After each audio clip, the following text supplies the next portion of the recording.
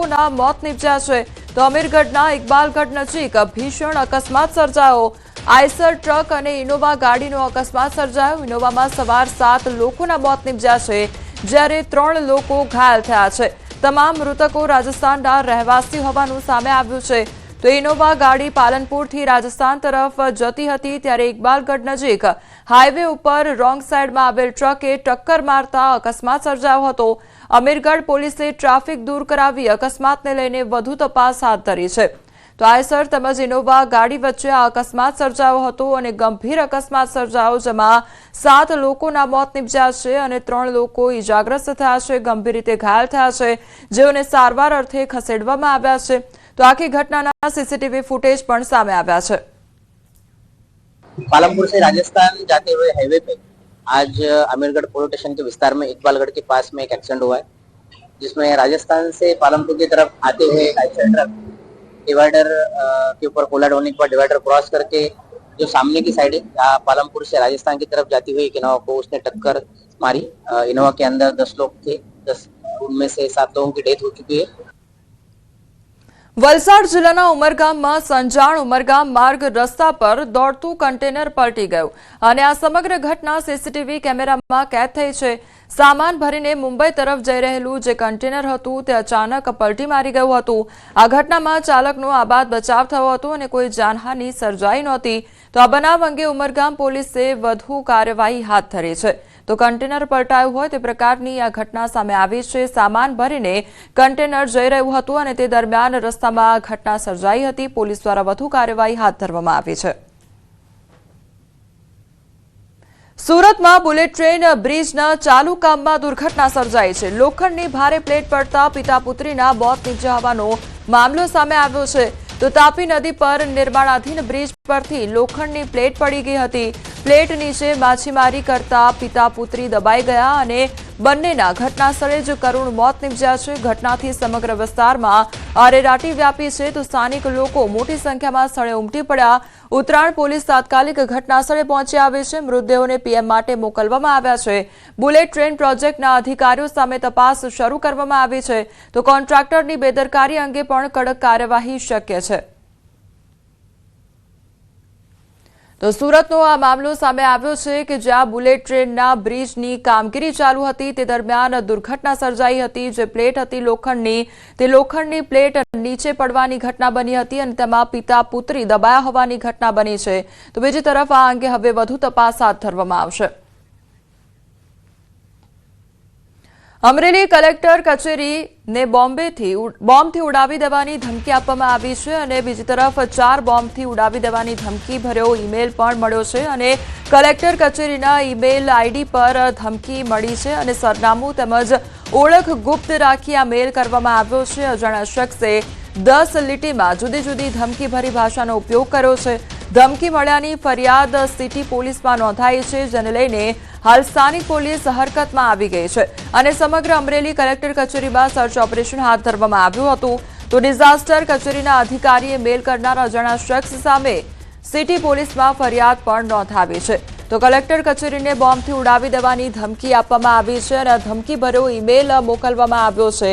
તો અમરેલી કલેક્ટર કચેરીને બોમ્બથી ઉડાવી દેવાની ધમકી આપવામાં આવી છે। 4 બોમ્બથી ઉડાવી દેવાની ઈમેલમાં ઉલ્લેખ પણ કરવામાં આવ્યો છે। તો કલેક્ટર કચેરીનું જે ઈમેલ આઈડી હતી તેમાં ઈમેલ આઈડીમાં આ જે ધમકી છે તે આપવામાં આવી છે।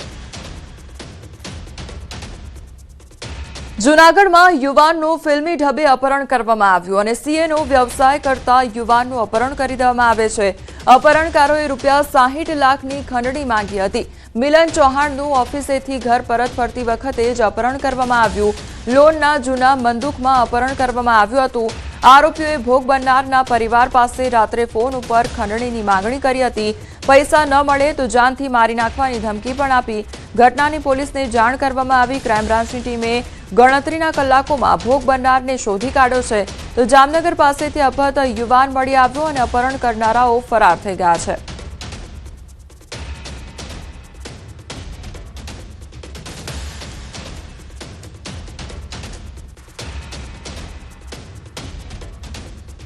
નવી સિવિલ હોસ્પિટલમાં 20 દિવસની બાળકી ત્યજી દેવામાં આવી છે। સીસીટીવીના આધારે માતાની ઓળખ કરવાનો પ્રયાસ હાથ ધરવામાં આવ્યો છે। તો સીસીટીવીમાં કેદ થઈ શંકાસ્પદ મહિલા અને મહિલા નવજાત બાળકી સાથે હોસ્પિટલમાં હાજર જોવા મળી હતી। અચાનક હોસ્પિટલમાંથી નીકળતા પણ નજરે પડી અને હોસ્પિટલના પ્રથમ માળેથી બહાર નીકળતી મહિલા સીસીટીવી કેમેરામાં કેદ થઈ છે। મહિલા પાલ વિસ્તારની રહેવાસી હોવાનું અનુમાન લગાવવામાં આવી રહ્યું છે।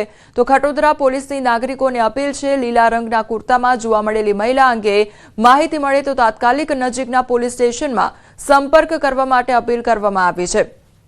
તો માહિતી આપનારની ઓળખ ગુપ્ત રાખવામાં આવશે તેવું પણ કહેવામાં આવ્યું છે। હાલ નવજાત બાળકી જીવન અને મરણ વચ્ચે ઝઝૂમી રહી છે।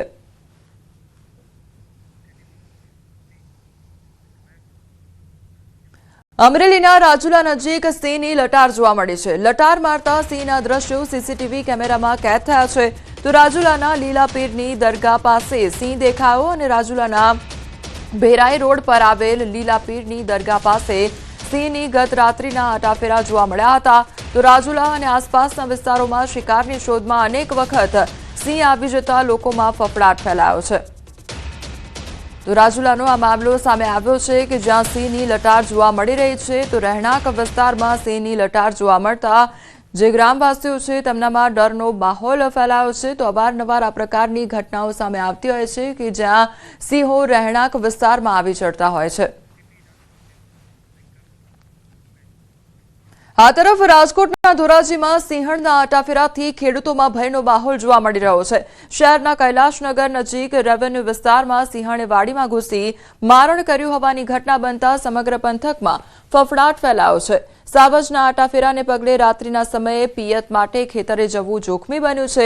ખેડૂતોમાં ભારે ચિંતા જોવા મળી રહી છે। તો તોરણિયા અને મોટી પરબડીને જોડતો રાજમાર્ગ નજીક સાવજના આટાફેરાથી રસ્તા પરથી પસાર થતા લોકોમાં ભય ફેલાયો છે। ત્યારે ખેડૂતોએ વન વિભાગને તાકીદે પગલાં લેવા માટે રજૂઆત કરવામાં આવી છે। સિંહણને વહેલી તકે પાંજરે પૂરવા માટે માંગ ઉઠી છે। ધોરાજીમાં અમારી જમીન આવી છે, કૈલાસનગરની ફાટક પાસે પેલું જ ખેતર, પણ અત્યારે રાતે સિંહ આવી ગયો છે। અમારો એક વાછડો મારણ કરી ગયો છે।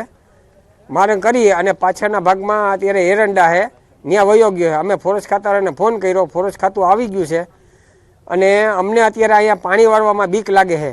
ધોરાજીની અંદર મોટી પરબડી તોરણીયાનો જે રાજમાર્ગ આવેલ છે ફાટકની બાજુમાં, ત્યાં આજે રાત્રિના મારણ કર્યું છે વાછડાનું સિંહે। અને 10 દિવસ ત્યાં લોકો કહેતા હતા સિંહ છે, પણ કોઈ દેખેલ કે તે નહોતું, પણ આ મારણ કર્યા પછી લોકોને ખબર પડી ખરેખર આ સિંહ મારણ કર્યું છે। ભયનો બહુ મોલ છે। રાતનું પાણી આવે પછી પાવર આવે તો પાણી વાળવામાં તકલીફ પડે છે। તો એને હિસાબે જે બને તાત્કાલિક આ પગલાં લઈએ। તો ઢોર તો અમારા પછી અમારે એની સારવાર કરવા અને એનું રખેવું કરવા ત્યાર તો રાખવું પડે। એટલે જેમ બને એમ જેટલી માગણી છે તાત્કાલિક એને પકડીને પાંજરે પૂરી લઈએ। ધોરાજીની વાત કરીએ, ધોરાજી પાસે જે કૈલાસનગર છે તે વાડી વિસ્તાર છે, ત્યાં રાજમાર્ગ છે જે મોટી નાની પરબડીથી લગાવી અને તોરલ સુધીનો રાજમાર્ગ છે। હજારો વીઘાની જમીનો ખેતરો છે, ત્યાંથી અવર જવર રાતે કરતા હોય છે। પણ ગત રાત્રેની વાત કરીએ, ગત રાત્રે 2 થી 2.5 વાગ્યાનો સમય હતો, ત્યારે એક સિંહને છે તેને વાછરાનું મારણ કર્યું હતું। તેના જ આપણે દ્રશ્યો બતાવ્યું કે ખુલ્લામાં ઢોર બાંધેલા હોય છે, જે પશુ છે તે પશુ ખેડૂતોના બાંધેલા હોય છે। પણ રાતે 2 થી 2.5 વાગ્યાનો સમય હતો, એ સમય દરમિયાન જે સિંહને જે મારણ કરી અને સામે જે ખેતર છે એરંડાનું, એ ખેતરમાં અહીંયાથી ચાલી ગઈ હતી। બીજી તરફ વાત કરીએ, જે રીતે આપણે એના જે પંજાના નિશાન છે તે પંજાના નિશાનની બતાવીશ કે જે રીતે ખેડૂતો અત્યારે ભયમાં જીવી રહ્યા છે, ભયના અંદર માહોલમાં છે, જે પોતે રાતે પાણી વાળવા જતા હોય અને રાતે જ પાવર આવતું હોય, પણ રાતે પોતે ખેડૂતો જઈ નથી શકતા, કે ખેડૂતો ભયમાં જોવા મળી રહ્યા છે। જે રીતે આપણે બતાવીશ, અહીંના દ્રશ્યો બતાવીશ કે જે અત્યારે જે પંજાના નિશાન છે, રાતે 2 થી 2.5 વાગ્યાનો સમય હતો, ત્યારે આ પંજાના નિશાન તમને બતાવીશ કે જે રીતે આ સિંહે જે મારણ કર્યું હતું, આ મારણ કરીને ત્યાંથી ચાલી ગઈ હતી સામેના ભાગમાં જે એરંડાનું જે ખેતર છે તેમાં ચાલી ગઈ હતી। ખેડૂતો નથી, હજારો વીઘા જમીન છે, પણ ખેડૂતો અત્યારે ભયની માહોલમાં જીવી રહ્યા છે। મુના બગાડી, ન્યૂઝ ગુજરાતી, ધોરાજી। વડોદરા શહેરના પશ્ચિમ ઝોનની ટ્રાફિક કચેરી ફરી એકવાર વિવાદમાં આવી છે। વિદ્યાર્થી પાસેથી ટ્રાફિક પોલીસે તોડ કર્યો અને રોફ બતાવી વિદ્યાર્થીને ડરાવ્યો હતો અને પૈસાની ગેરકાયદેસર માંગણી કરવામાં આવી। વિદ્યાર્થી પાસેથી દબાણપૂર્વક 3000 રૂપિયા ખંખેરી લેવામાં આવ્યા હતા, તો બદલામાં માત્ર 500 રૂપિયા દંડની પાવતી આપવામાં આવી હતી। વિદ્યાર્થીને છેતરવા માટે ખોટા દસ્તાવેજો ઉભા કરવામાં આવ્યા। વિદ્યાર્થીને અસલ રસીદ પણ ન આપવામાં આવી, માત્ર ચલણનો ફોટો પાડીને રવાના કરી દેવામાં આવ્યો હતો।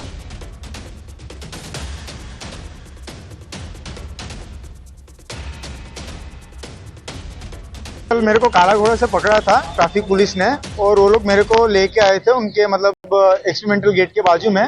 तो वहाँ पर पकड़ के लाए तो उनके पीएसआई ने स्टार्टिंग में मेरे को गाली देना शुरू की माँ के ऊपर से। तो मैंने उनको बोला कि गाली मत दो आप, तो बोले कि मैं दूंगा, क्या तोड़ लेगा, मतलब उन्होंने उसमें भी गाली यूज की। बट मैंने बोला कोई बात नहीं। तो फिर उन्होंने फिर धमकी देना शुरू की, केस कर दूंगा, ये कर दूंगा। तो मैंने बोला केस मत करो, नेक्स्ट मंथ मेरी गवर्नमेंट एग्जाम है, तो मतलब ये सब मत करो। तो उन्होंने बोला तब तो अच्छा है, तब तो केस करेंगे। अपना कोई ट्रैफिक मतलब अधिकारी भेजा, तो वो आया मेरे पास और मेरे को बोलता है कि मतलब आप क्या दे सकते हो, कुछ पैसा ऐसा दो तो मैं अपने सर को ठंडा कर दूं, ये कर दूं। तो मैंने बोला मैं कमाता नहीं हूँ, मैं नॉर्मल सा स्टूडेंट हूँ। तो उन्होंने बोला नहीं, देना तो पड़ेगा, बाकी तुम्हारा और बहुत ज्यादा पैसा देना पड़ेगा, इससे अच्छा जितना हो उतना दो।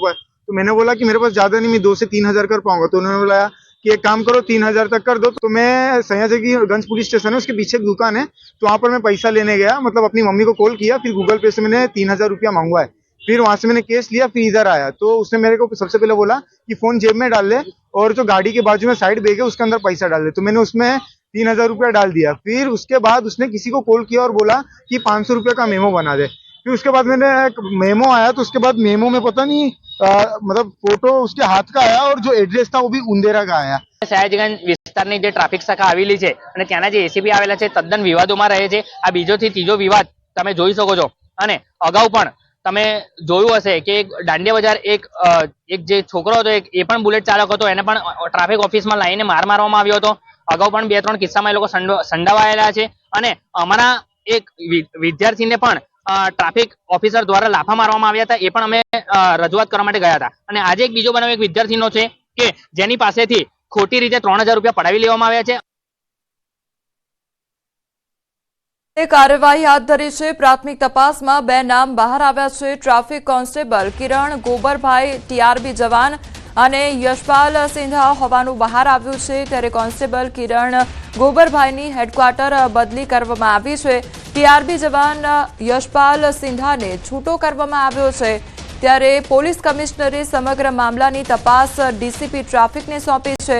28 તારીખ સુધીમાં ઇન્ક્વાયરી રિપોર્ટ રજૂ કરવા માટે આદેશ કરવામાં આવ્યા છે।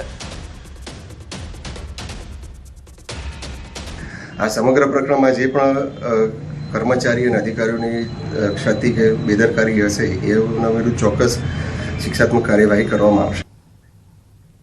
સુરત બેલારુસમાં ફસાયેલી નવસારીની મહિલા વતન પરત ફરી છે। સુરત એરપોર્ટ પર પહોંચી મહિલાએ જણાવ્યું છે કે એજન્ટે સ્ટ્રોબેરી પેકિંગની નોકરી માટે 50 થી 60 હજાર પગારની લાલચ આપી બેલારુસ મોકલી હતી, પરંતુ ત્યાં પહોંચ્યા બાદ તબેલામાં કામ કરાવવામાં આવ્યું અને રહેવાની પણ યોગ્ય સગવડ ન હતી। પરિવારને મદદ કરવા માટે વિદેશ નોકરી કરવા ગઈ હોવાનું કહી મહિલાએ ભારત પરત ફરીને ખુશી વ્યક્ત કરી અને એજન્ટોની લાલચમાં આવીને વિદેશ ન જવાની તથા સંપૂર્ણ ચકાસણી કર્યા બાદ જ વિદેશ જવાની અપીલ કરી છે।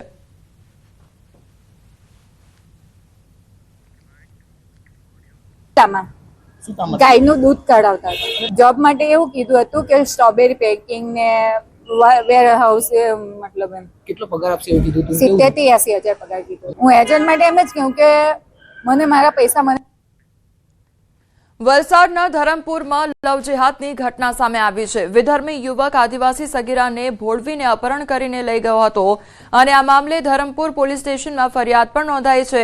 આદિવાસી સગીરા લવ જેહાદનો શિકાર બનતા સમગ્ર પંથકમાં ચકચાર મચી ગઈ છે।